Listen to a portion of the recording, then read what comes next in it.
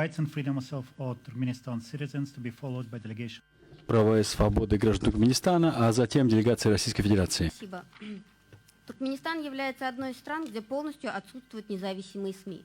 Власти прилагают все усилия для того, чтобы ситуация о проблемах Туркменистана не выходила за пределы страны, а граждане Туркменистана не имели доступа к публикациям независимых масс-медиа, правозащитников и международных организаций. Внутри страны этот вопрос решен тем, что интернет фактически закрыт и находится под контролем спецслужб Туркменистана. Для того, чтобы в очередной раз обвинить независимые СМИ в распространении фейковых новостей, на сайте Эркин Туркменистан была запущена информация о том, что президент Туркменистана умер. Эта новость, естественно, сколыхнула все СМИ мира. Внутри страны спецслужбы сразу начали выявление тех граждан, кто поверил в эту новость, и начались аресты. Более того, буквально за несколько недель до появления данной фейковой новости за пределами страны образовывается Координационный совет «Путь к свободе».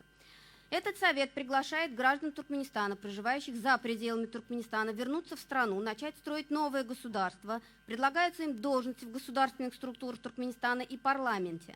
Мотивируется все это тем, что президент Туркменистана добровольно отдает свою власть. Возглавляют данный совет бывший работник Комитета национальной безопасности Туркменистана Максат Сапармурадов и бывший прокурор Туркменистана Какамурат Хыдыров. Как заявляют эти люди, бывших сотрудников спецслужб не бывает. Вышеуказанные люди начали выпускать оскорбительные, обвинительные и антисемитские ролики в адрес правозащитников и журналистов. Они стали угрожать. Более того, Максат Сапармурадов подает заявление в Генеральную прокуратуру Российской Федерации на правозащитника, имеющего двойное туркмено-российское гражданство, с требованием прекратить ее выступления и критику в адрес властей Туркменистана и приводимой ими политики.